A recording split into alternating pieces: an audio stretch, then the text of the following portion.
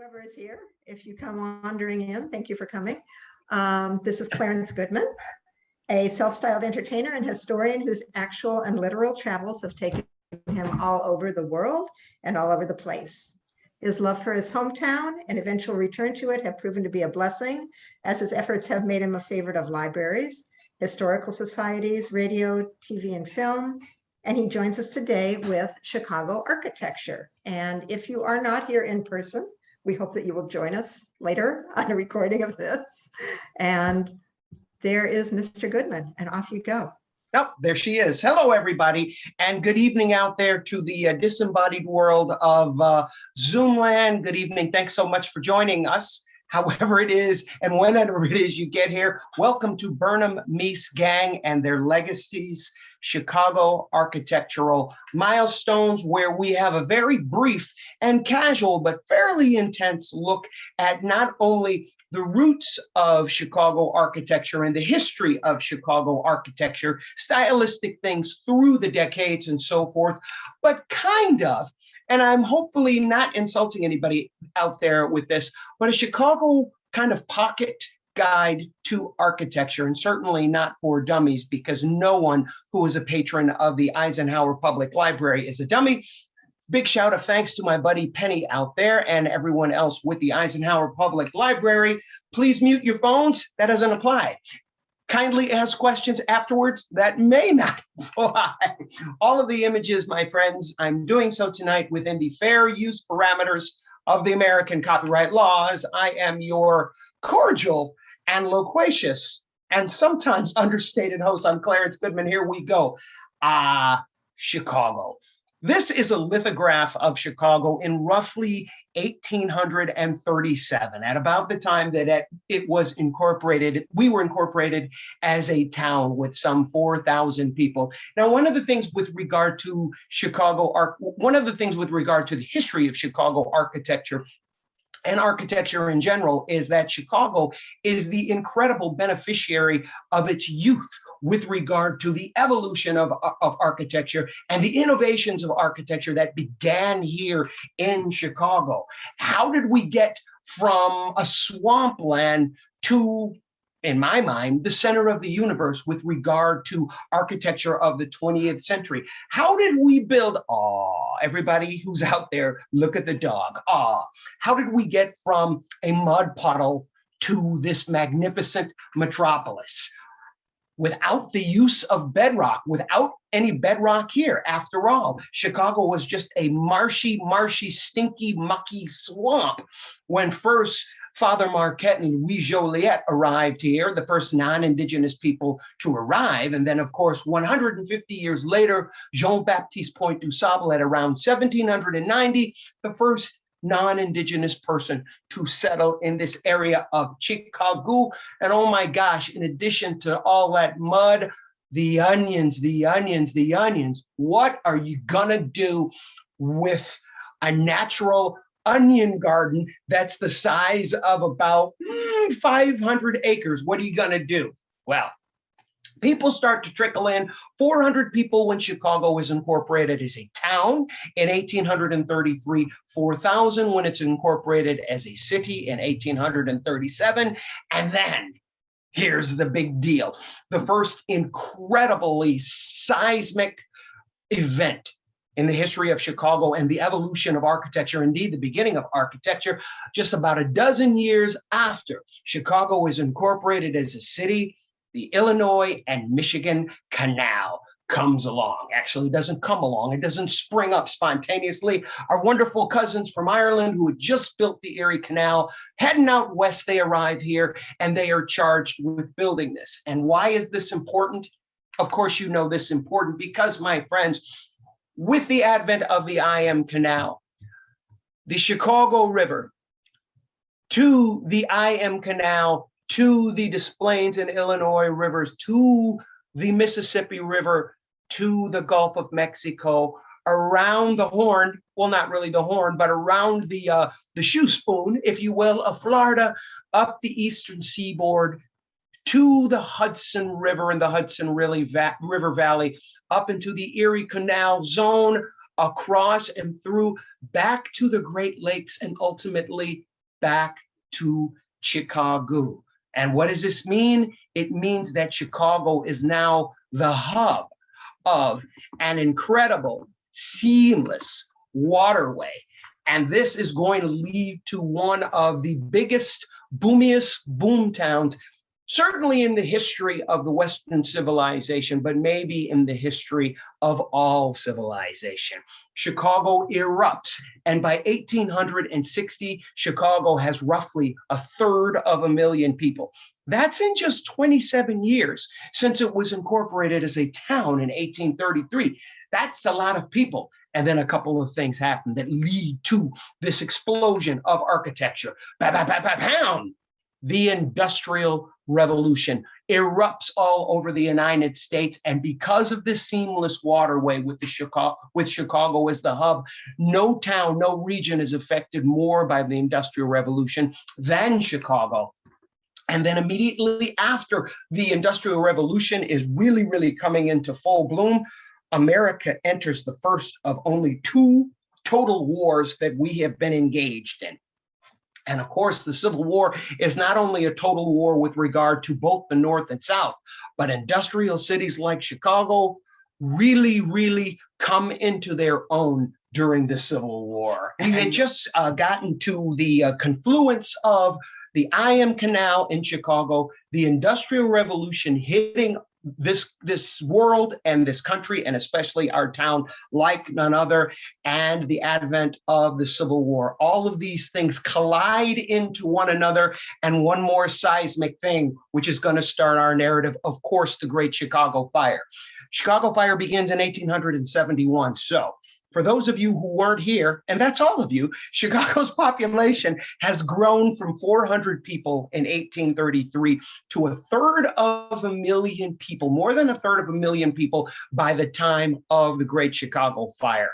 Most towns would be really, really messed up and really, really wonky if they got clobbered by a fire like this. But one thing about Chicago, Chicago has always been and probably always will be the town of reinvention. And so the fire is not even burnt out, blasting away for some 3 days, over 30 cumulative hours, when we have businessmen and politicians on trains heading east to brag about the opportunities available in Chicago. And this, of course, is where we get the name of the town, the Windy City. And of course, the Great Chicago Fire gives us not only the Windy City, but it also gives us the second city, as the Industrial Revolution gave us the name, the Black City. And as these mouthy, chatty people stream out of town, streaming in are architects. And truly, this is where our narrative begins.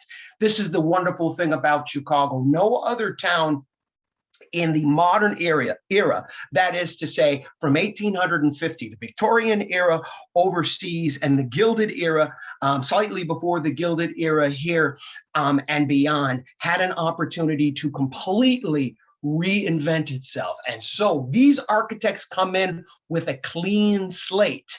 And this is why Chicago ultimately will become the center of the universe, because the center of our first narrative is the gentleman you see in front of you. This gentleman, a self-styled, self-taught largely architect by the name of Daniel Burnham. And he indeed is the father of the first school of Chicago architecture, so famously saying, "Make no little plans, or they haven't the fire to stir," let's just say, people's imagination and blood. Daniel Burnham comes in with all kinds of ambition, all kinds of talent, and all kinds of drive.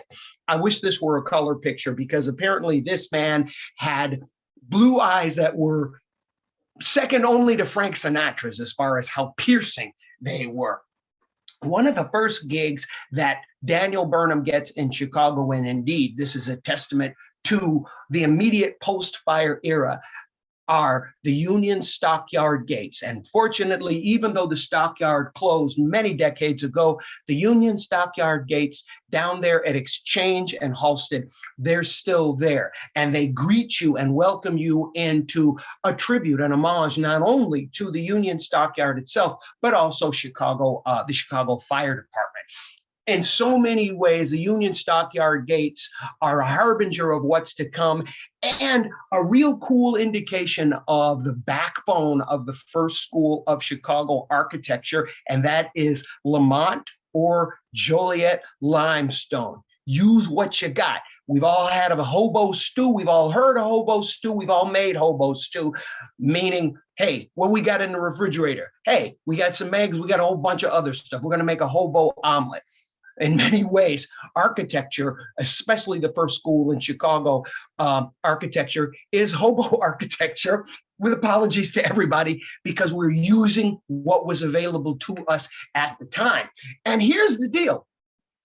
Chicago is soft, Chicago is squishy, there is no bedrock, and we are incredibly cramped for space at this natural harbor. And the idea is to maximize as much land as we can, but there isn't a whole lot of land that we can build on near the center of the city. So what does that mean? What does that require? That means we're going to have to go vertical. We're going to have to go sky high, and we are going to have to be the cradle of the modern skyscraper. The term skyscraper comes from the original term of skyscraper, pertains to the main masts of old sailing ships back in the day. The great sailing ships were all of, most of them, about 100 feet in length, and their main masts were about 60 some feet high.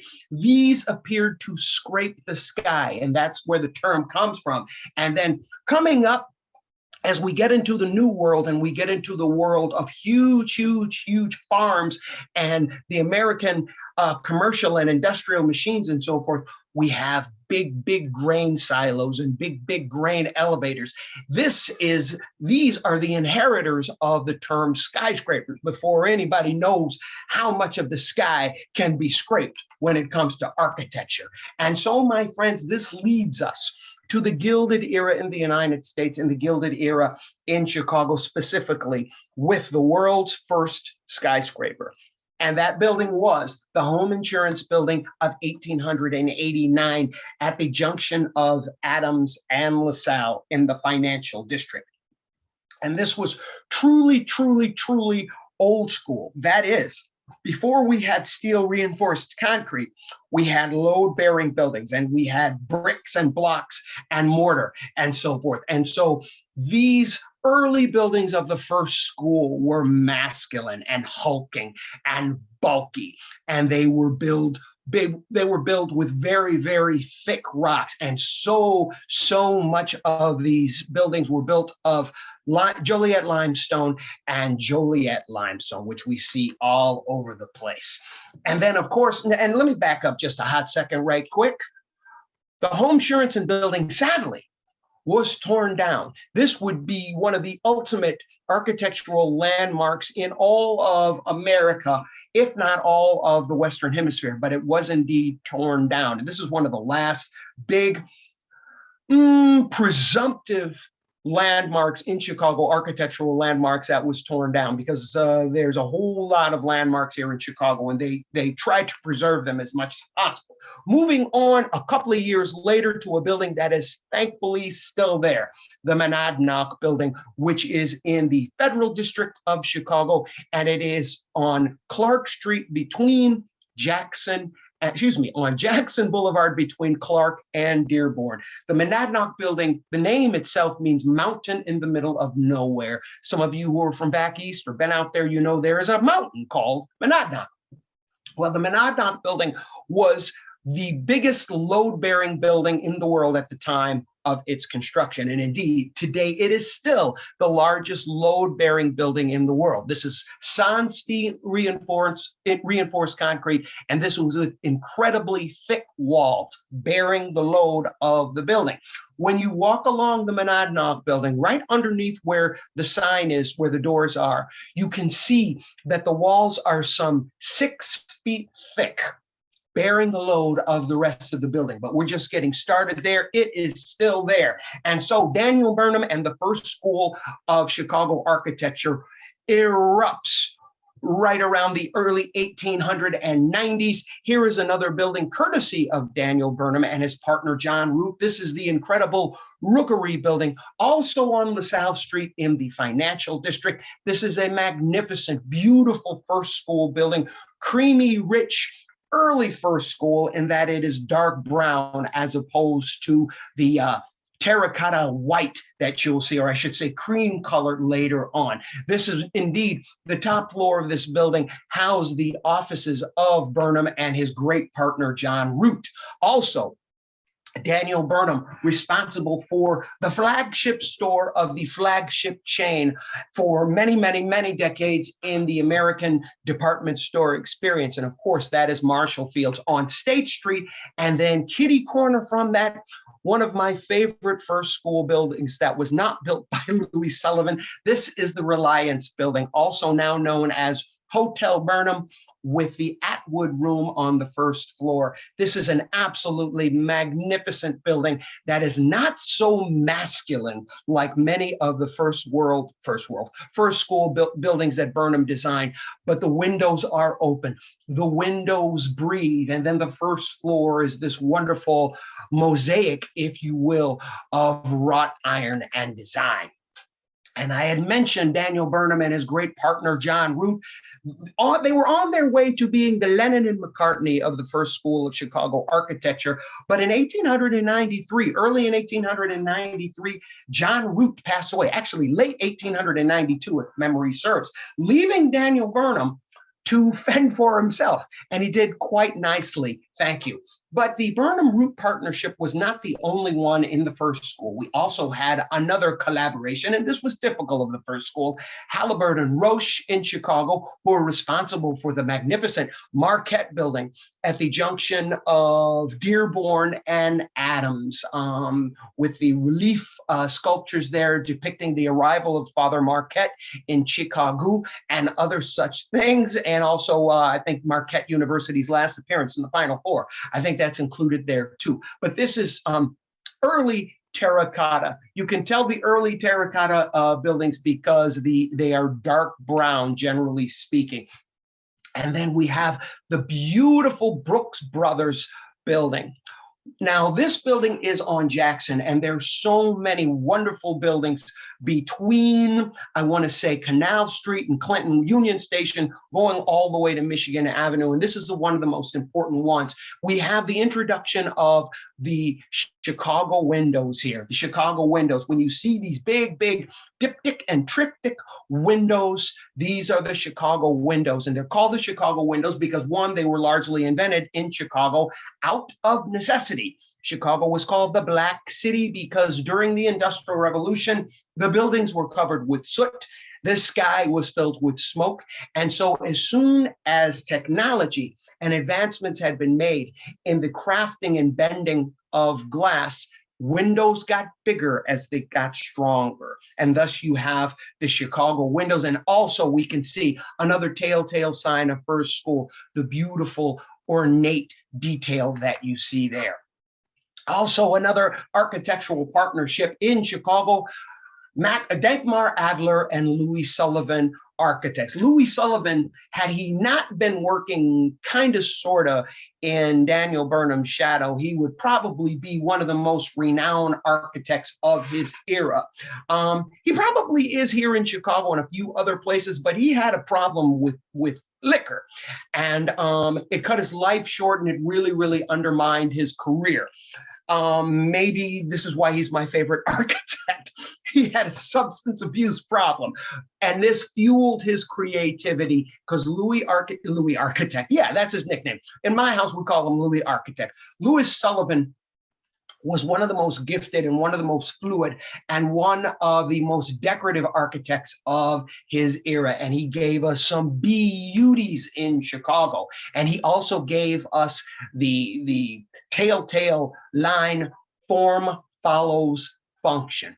What's the building gonna do? Let the purpose of the building define and dictate what you're going to do within the parameters of what the building is going to be used for. And so one of the first big masterpieces he created that's still in Chicago, the Chicago Auditorium Theater. Now, Dankmar Adler, His partner was a sound guy. He was an acoustic guy, and his specialty was the sound within rooms and the acoustics within rooms and so forth. And so when Adler and Sullivan were given this contract to do the Chicago Auditorium Theater, this was a partnership that was more than symbiotic. This was a partnership that was I don't know. It was they were a two-headed hydra, if you will, because when you did a big building like this, if you got Adler, you got Sullivan. Even though early on Sullivan was already getting something of a reputation, nevertheless, this building is still one of the great auditorium spaces acoustically in the United States, and just as beautiful as it could be. And it's the jumping off point for Louis Sullivan, because then, in my mind, his masterpiece of downtown Chicago, the Schlesinger and Mayer department store, soon after renamed in honor of Carson Perry Scott, or I should say, because they bought it,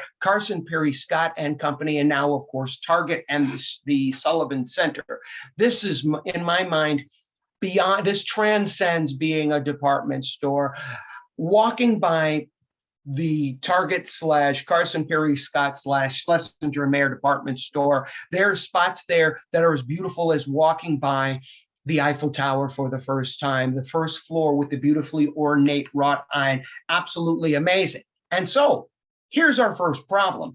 As these buildings get taller and bulkier and heavier, what are you gonna do about Chicago? Well, with the swampy, muddy, marshy, boggy ground that Chicago is, something has to be done. As much work has to be done below the surface as above the surface. And this is where we have the introduction and the appearance of caissons. If you can imagine those times that you have put together a swing set, or you have put together a tent, or you have put together something in your backyard that required some sort of stanchion so that the wind didn't blow it over.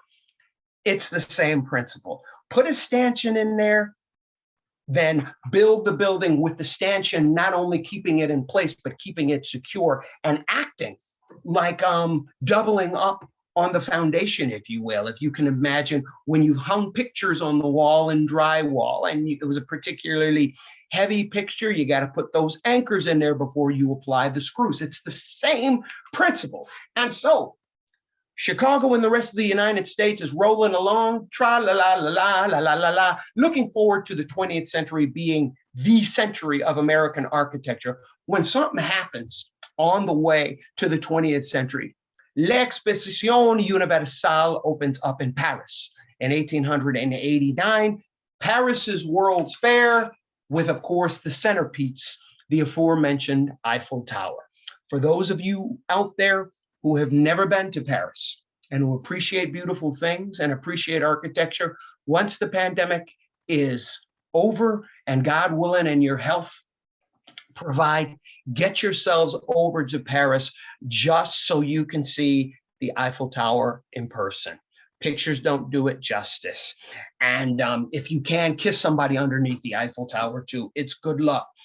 This is important not only from an aesthetic point of view, but this puts American architects, and especially Chicago architects, on notice. And so Chicago and the rest of the American architects are like, all right, they don't know who they're dealing with. Yeah, they got this nice tower and all this other nonsense, but yeah, we're going to dominate because we're American architects. And so the opportunity presents itself to the United States, and specifically Chicago, 4 short years later in the form of the World Columbian Exposition, which of course is run from a design perspective by Daniel Burnham. And this is a brilliant thing, because not only, excuse me, do we have a host, the definitive host of a variety of American architects participating and showing the world, hey, this is what America has brought to the new world.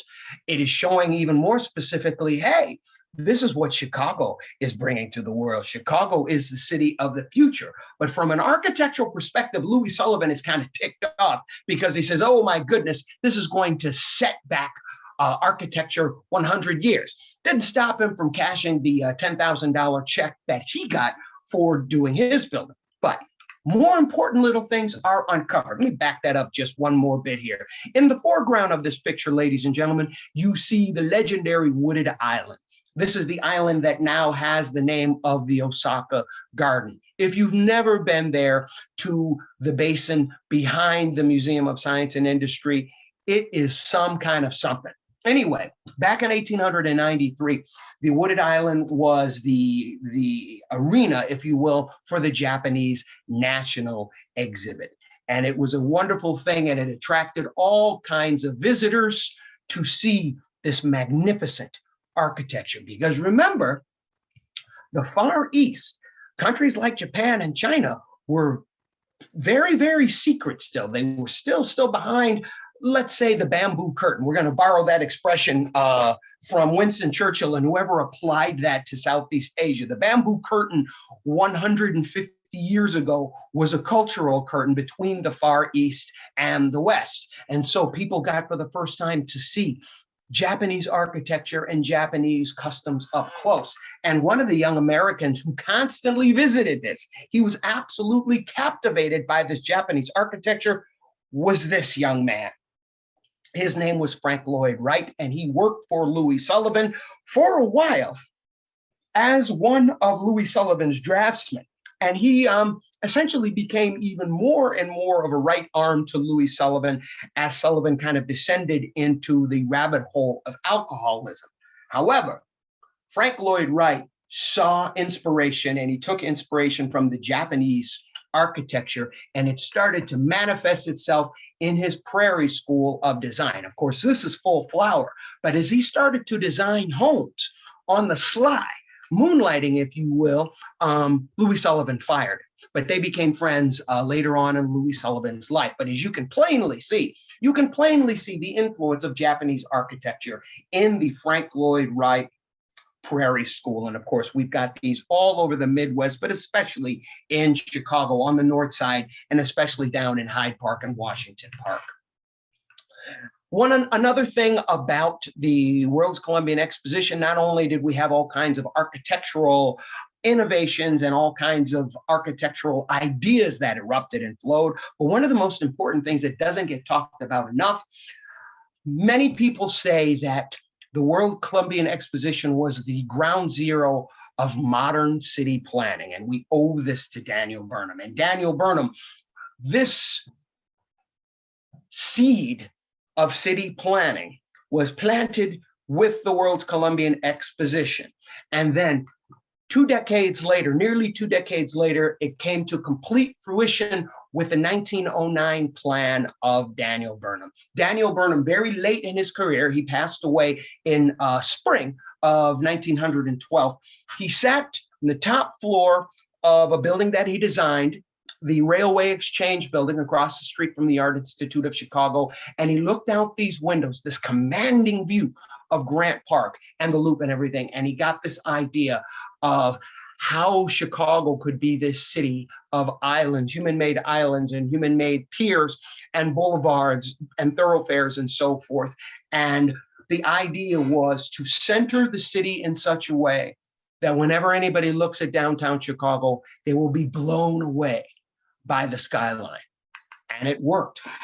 That first school of architecture, as it starts to slowly draw to a close, it's got a couple of more decades. Some of the principles of the first school of Chicago architecture, boiling it down very simply, we have so many classical and neoclassical and Romanesque sensibilities with regard to the columns, with regard to archways and so forth. And we see these things manifested throughout the city still today. When you go over to the Art Institute of Chicago, outside along Columbus there, we have the old wall of the Chicago Stock Exchange, the old gate. This is one of the Louis Sullivan masterpieces that sadly doesn't have a building attached to it anymore. But this thing is so cool and so impressive that there it sits on Columbus, waiting for you to come by and kind of swoon at it. Budding architect wonks like me.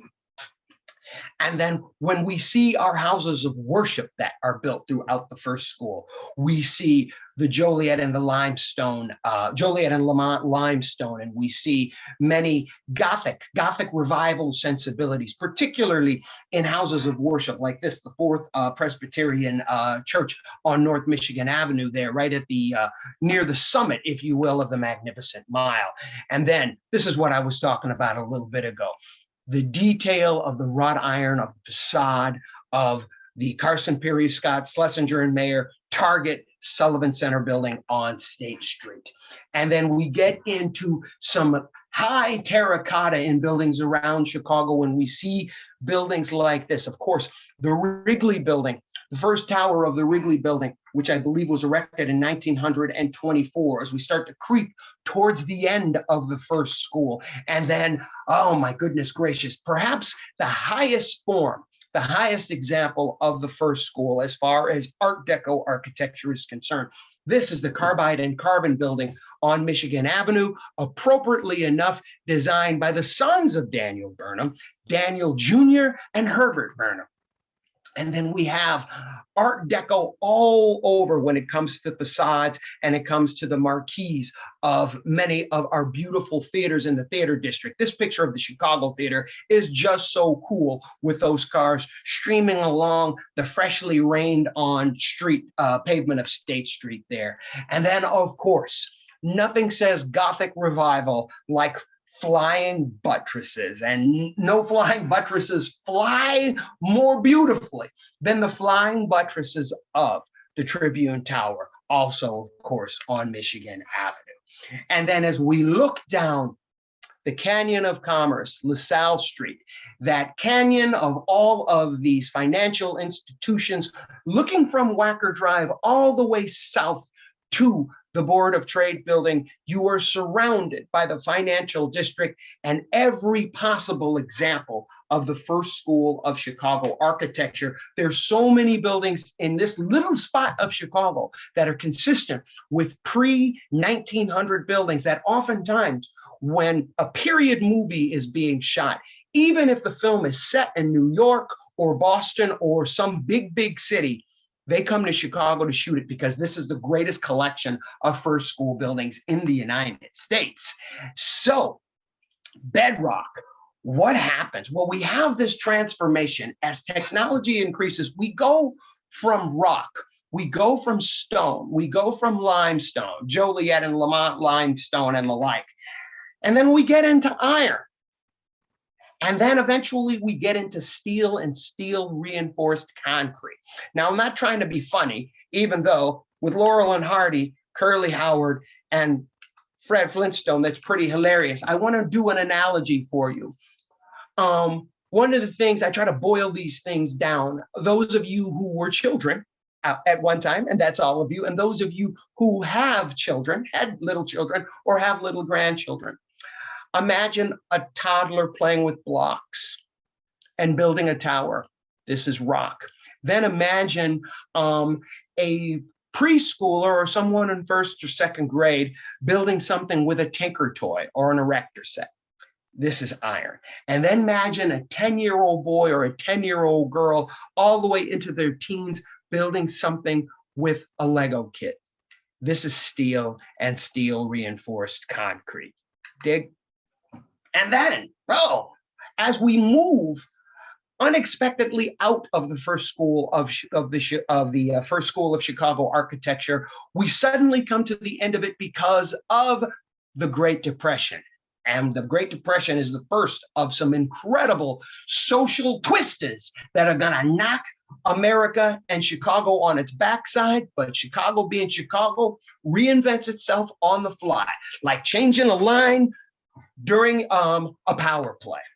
And so just after our World's Fair here, America becomes a world power. To paraphrase Norman Mailer, Superman going to the supermarket. All of a sudden, not only does America have the world looking at it, but it has the world listening to it in so many ways. Then the Great War occurs, which turns everything upside down, which is followed by the Roaring Twenties here in America, which is a boom time. And Chicago is a boom town, celebrating so many things. The end of the Great War, high value of the dollar, dranky, all kinds of fun stuff going on, jazz music. Oh my goodness gracious, I wish I had been alive 100 years ago. I'd probably be drunk by now, and whoa, how dry I am when it comes to one's wallet. The Great Depression tears the American and the world economy asunder, and then the world economy only starts to get back on its feet with World War II. And World War II ends, and we have the eruption of the Second School of Chicago Architecture. And so much has been said about what was the philosophy behind the Second School of Chicago Architecture.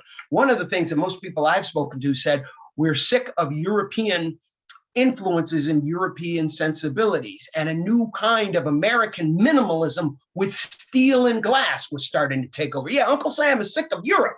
My goodness gracious, let's make some American, strictly American stuff. Although, of course, it's going to be influenced by everybody.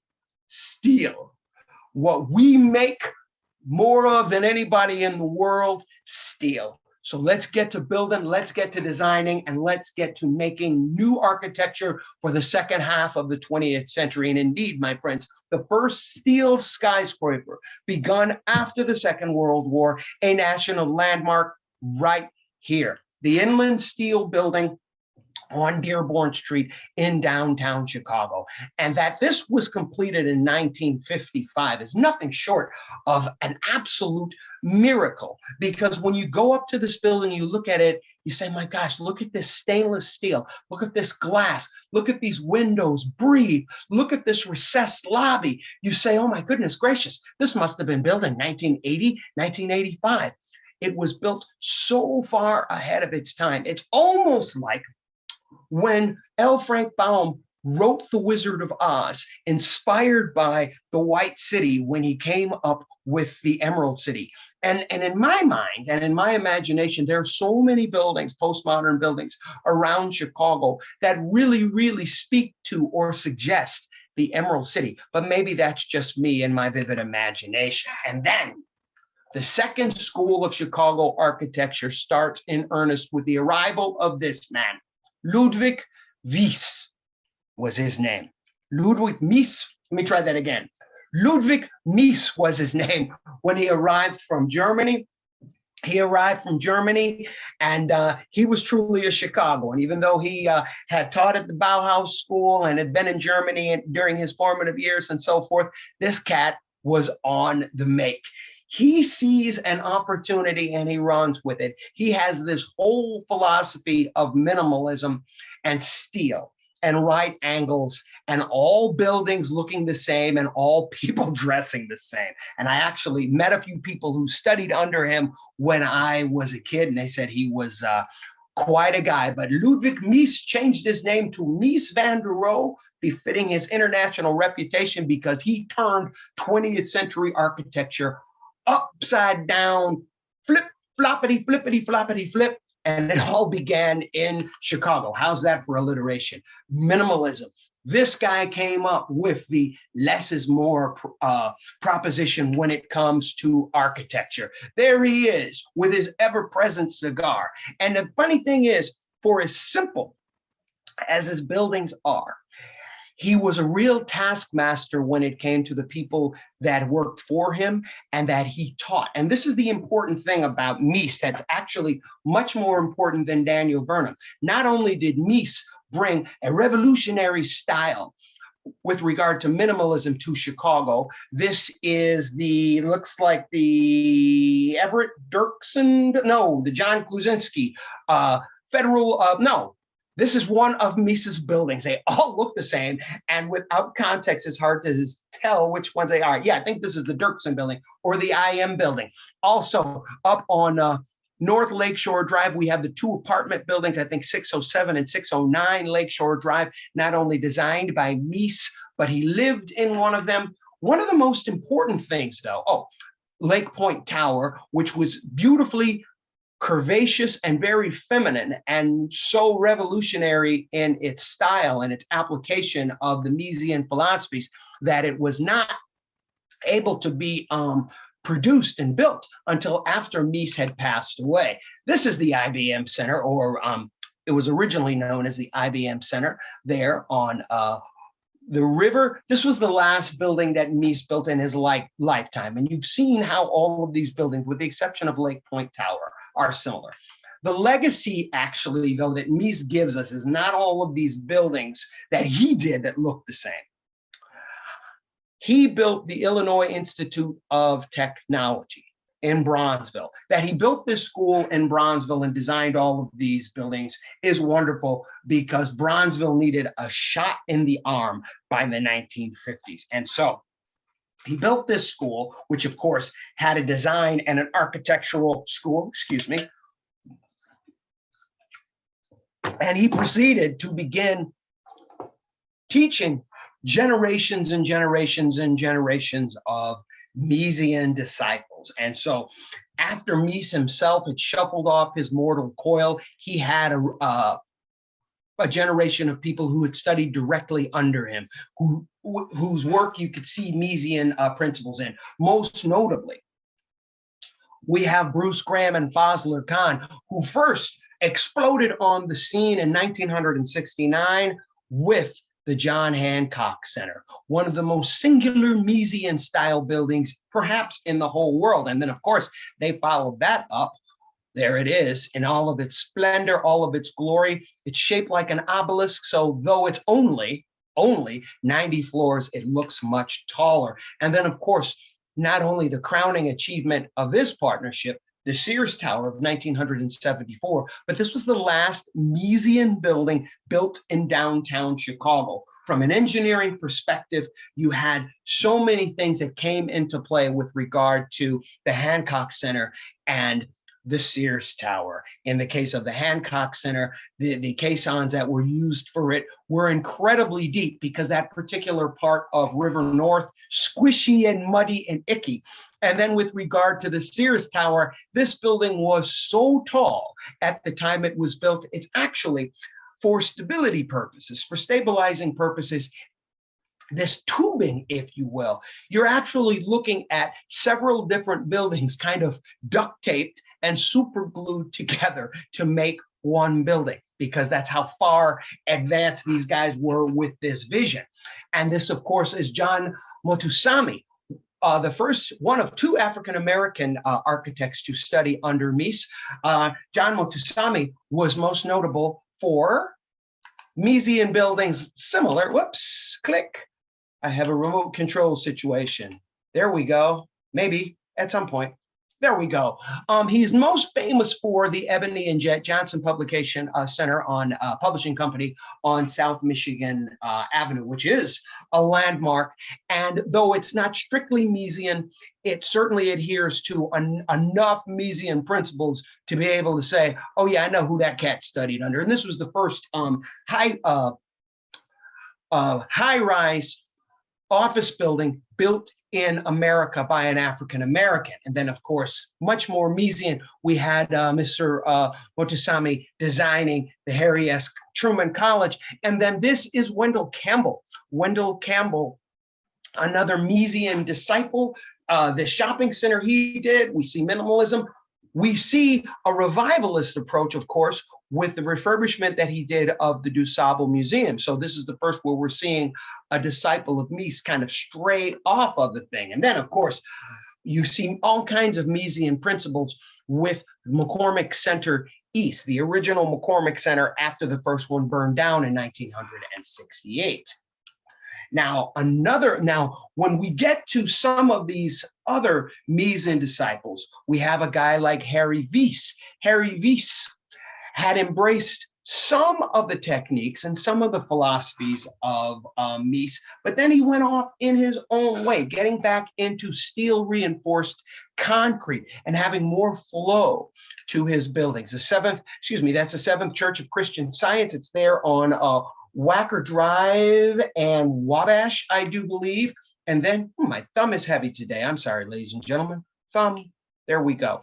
And then the Metropolitan Correctional Facility there in the South Loop, also done by Harry Mies, and this much more typifies a Viesian as opposed to a Miesian building. Harry Mies did a bunch of buildings that look like big pieces of Swiss cheese. I kid you not. Another man working for, studying under Mies, and perhaps the most famous in his own right for his own style, was this gentleman here, Bertrand Goldberg. Bertrand Goldberg designed in Chicago. His most famous buildings are in Chicago, and he had this philosophy of when it came to building places of dwelling. He wanted all of his buildings to not only uplift the people who were living there, in spite of who they were, but he wanted them to be organic feeling. And so all of his buildings in one way or another resemble the building block of all life, that is cells. And so from River City on the south branch of the Chicago River to the Hilliard Towers on South State Street, to, of course, his signature building, Marina City, you have the cylindrical, circular, very, very organic feel and flow to his buildings, and they're all kind of earth tone color too. We see Miesian buildings all over Chicago. A McDonald's, facetiously called Grease Van der Rohe. You see Miesian principles for Sox fans out there in your ballpark, guaranteed rate, Comiskey US Cellular Field, whatever it's called, it's got Mies all over it. And then, of course, Chicago's Federal District at the junction of Jackson, Clark, Adams, and Dearborn, and all of that. You've got, let me see here, we have the Ralph Metcalf Building, we've got the John Klusinski Federal Building here, the Everett Dirksen Federal Courthouse, and then, of course, we have the post office. And then we get into more minimalism. In fact, we kind of have a pushback.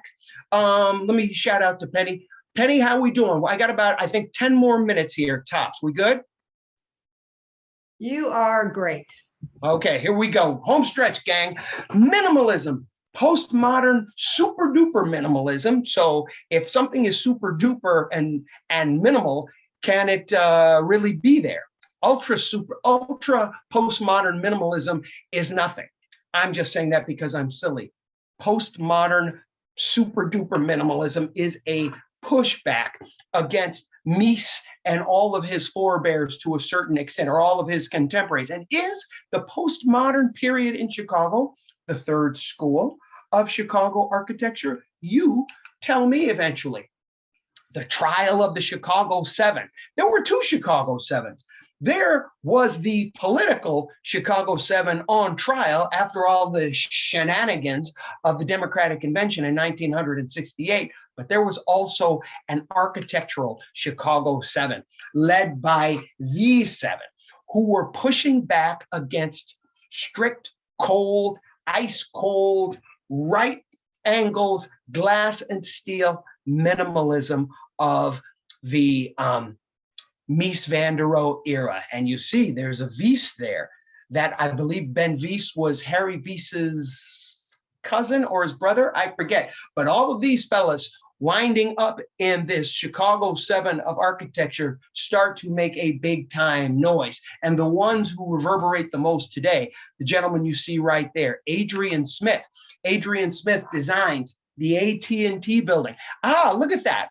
It's tall as hell, but look at that. It looks like an older building. This is one of the key principles of this postmodern movement, throwing things back, using the technology and using the materials that are there, the advancements that have been made available to everyone, but reintroducing beauty and form and flowing and poetry, if you will, when it comes to architecture. So buildings like this that has a little bit of a Gothic thing going on.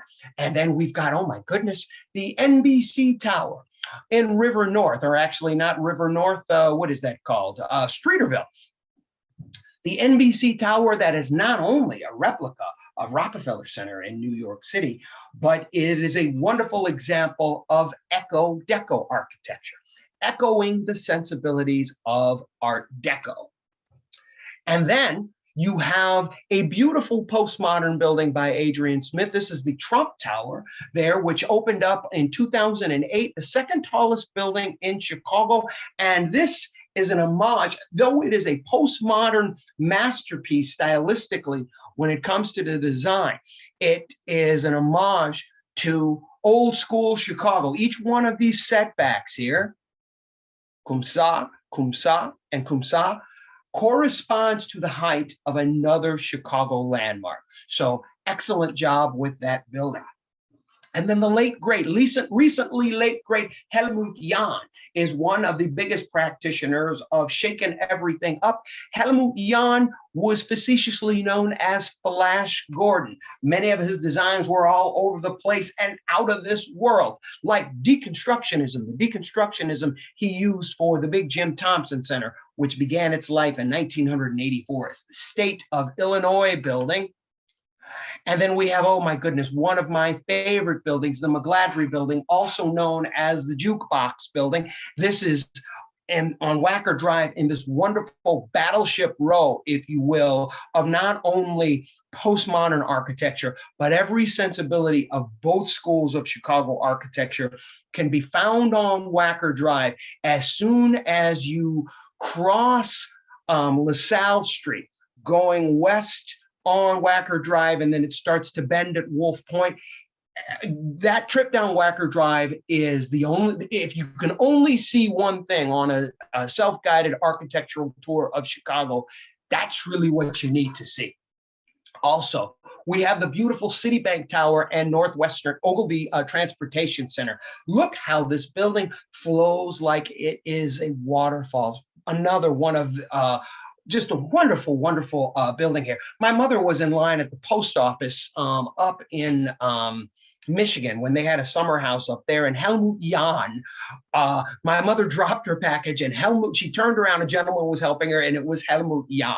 So that's my Helmut Jahn story. Another guy, Dirk Lohan, the grandson of Mies van der Rohe, comes in with a beautiful old school crafting of the Sinai Synagogue, the biggest synagogue in Cook County, I do believe, and this is there on just off of North State Street. And then for what it is worth, the recrafting of Soldier Field. Many people say it's beautiful, just as many people say it's ugly. The only thing I know is that Soldier Field lost its landmark status, and it was done so hastily that Chicago can never host a really, really big sporting event, i.e. a cold weather Super Bowl like they've had in New York City and other cities there, because it's now too small. Nevertheless, it temporarily kept the Bears in Chicago. And then meet Jeanne Gang, my current favorite architect, a young woman who in her studio, Jeanne's Gang, as it is known, she is on to something. Jeanne Gang, who has been known, we're saying, without an intellectual construct, life is boring. I couldn't agree more. And she is revolutionizing architecture in general, but architecture in Chicago and architecture by women specifically. This is the first enormous building that she built in Chicago. This is the Aqua Building. When it opened, which was about 10 years ago, I want to say, when it opened, it was the tallest building in the world designed by a woman. Let's talk about it for a hot second. This is true postmodernism. It's called Aqua because look at the beveled nature of the balconies there and the small windows and so forth. You can see it kind of flowing now as it stands there. Ladies and gentlemen, if you are on Upper Columbus going north, and you see this building at night, when the lights hit it, it shimmers like water. And then that it is so close to so close to the River Chicago is so appropriate. But then just a block or so away from there, we have another Jeanne Gang building under construction. This tri-party building here is known as the Vista, or it will be known as the Vista. And when it is complete and when it is open, it will be the fourth tallest building in Chicago. And so, my friends, the two tallest buildings in the world designed by a woman are by the same woman in the same city, in the same neighborhood, on the same block. practically. And that's what Jeanne Gang is bringing to the equation. And her building is right on the River Chicago. So I can only imagine when it's all lit up. And if you're downtown Chicago on a beautiful autumn day or summer day or spring day, and as the sun starts to set and you see the sun setting, reflecting the images of the older buildings onto the facades of the new, it is just such a beautiful thing that absolutely takes my breath away on occasion. And so, as I was saying a few moments ago, heading south on Wacker Drive from Wolf Point is your own self-motored, self-propelled, self-guided architectural history. You don't even have to know what you're looking at just to be swept away by it. It looks like you're walking through a kaleidoscope on the right day. And so, my friends, every corner of the downtown here and many other parts from, excuse me, North Michigan Avenue and its cavalcade of first school buildings and early second school buildings, as you can plainly see here, to North Michigan Avenue, all the way up the Magnificent Mile and so forth, and historical buildings like the Water Tower that you see there and the Magnificent Mile. And then haven't even gotten into architectural landscaping because there's just not enough time. Perhaps the ninth wonder of the modern world, that would be Millennium Park. Many of you out there who are my age and older, you remember when Millennium Park was the ugliest train yard in a town of ugly train yards. And the vision of Mayor Richard M. Daley, that's Richie Daley, the vision of him building a shelf over this yard and then building a world-class park over this shelf absolutely brings everything in the downtown area together and has created one of the great visitor destinations, not only in Chicago, but I dare say in the United States. And it is absolutely beautiful. If you've never been there and you live in Chicago, shame on you. And all the way to the newer buildings. There are 50 new skyscrapers that were begun right before the pandemic, and some of them are done. Here are a couple here. Just on Wolf Point alone, we have 4 new skyscrapers just along Wolf Point. Some of them are standard looking, like the Joseph P. Kennedy Center here. And I believe this is an extension of whatever hotel that is, the Holiday Inn. But then we have these beautiful buildings here, 444 Lake Street. And I forget the name of the other one because there's a lot of buildings to remember. And then this is the vision of the future. 20 years from now, some absolutely magnificent skyscrapers are going to ascend upward and dwarf, so they say, a number of buildings that are already here. And as we look at this skyline, anytime you look at the Chicago skyline, not only can you say to yourself, yeah, man, I live in the center of the universe with regard to architecture, but you can also say, Daniel Burnham, he got it right, because Chicago is always home and the center of the universe. I hope I can join you sometime, my friends, with the follow-up to this, which is The Glorious Arts, Chicago as a Visual Arts Mecca. If you have enjoyed our time together, come and see me on Facebook and like my page, facebook.com/music and Chicago stuff. My website is clarencegoodman.wixsite.com/Clarence Goodman. I am going to be tomorrow night talking about John Dillinger's time in Chicago via Zoom at the Stickney Forest View Public Library. My book is out, Nerd Avenue, Chicago in Stages and from the Stage. If you want to message me via my Facebook page that you will undoubtedly like within the next hour or so, I'd be happy to tell you how you can get one of these incredibly valuable books. Shout out thanks to my buddy Penny out there and her husband, who has been riding shotgun with her, everyone else with the Eisenhower Public Library, but mostly to yourselves as patrons. I wish you Godspeed, good health, and abundance of prosperity. And until our paths cross again, keep on rocking your library.